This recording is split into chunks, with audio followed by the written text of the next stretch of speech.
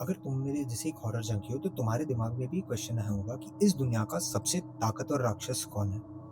ऐसा राक्षस जो भगवान से भी ना डरता हो, जिसे कोई हरा ना सके, और तो और जिसे तुम मंत्रों से भी ना बांध सको। और हिंदू माइथोलॉजी और स्क्रिप्चर्स में ऐसे ही राक्षस का जिक्र होता है, और उस राक्षस का नाम है ब्रह्म राक्षस।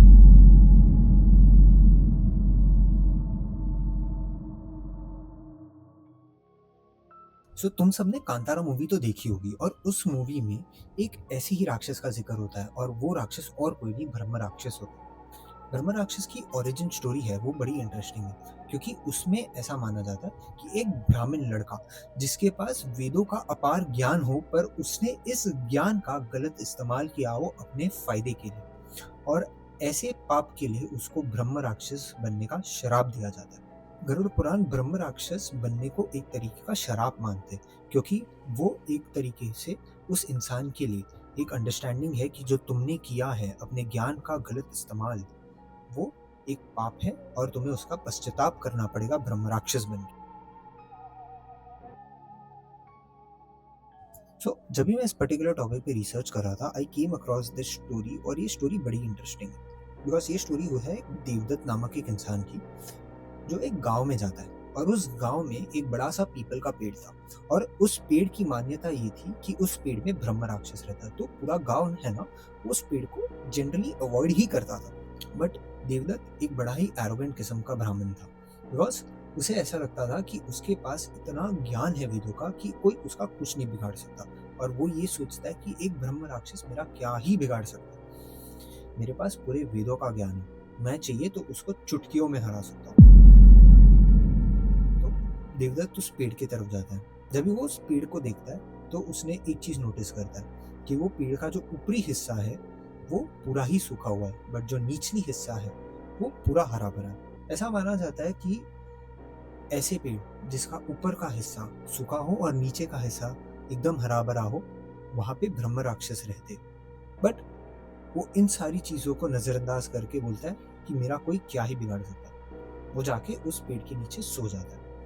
थोड़ी रात होती है, तभी रात को जाके देवदत्त की आंखें खुल जाती है। उसको अजीब सा महसूस होने लग जाता है, और वो अपने आप को दिलासा देने के लिए वैदिक मंत्र पढ़ना चालू कर देता है। और उसी समय उसके साथ कोई भारी सी आवाज में उसके साथ ही उसके सेम टेम्पो पे मंत्र पढ़ना चालू कर देता है, और वो और कोई नहीं, ब्रह्म राक्षस ही था, जो उस पेड़ के ऊपर बैठ के उसके साथ ही साथ मंत्र पढ़ रहा था। देवदत्त इस समय पे बहुत ही डर गया था, बिकॉज उसने ये रियलाइज कर दी थी कि ब्रह्म राक्षस भी उसके साथ मंत्र पढ़ रहा है, तो मतलब उसको मंत्रों से कोई फर्क नहीं पड़ता। तो देवदत्त उस ब्रह्म राक्षस को टैकल करने के लिए और जोर से मंत्र पढ़ना चालू कर देता है, बट उसके ही काउंटर में ब्रह्म राक्षस उससे भी ज्यादा जोर से मंत्र पढ़ना चालू कर देता है। अगर देवदत्त यहाँ से एक मंत्र बोलता तो ब्रह्म राक्षस वहां से 4 और मंत्र बोल देता, और तो और वो देवदत्त के मंत्रों में सारी गलतियां भी निकाल देता, और ये बताता कि तुमने इस तरीके से इस मंत्र को गलत पढ़ा है।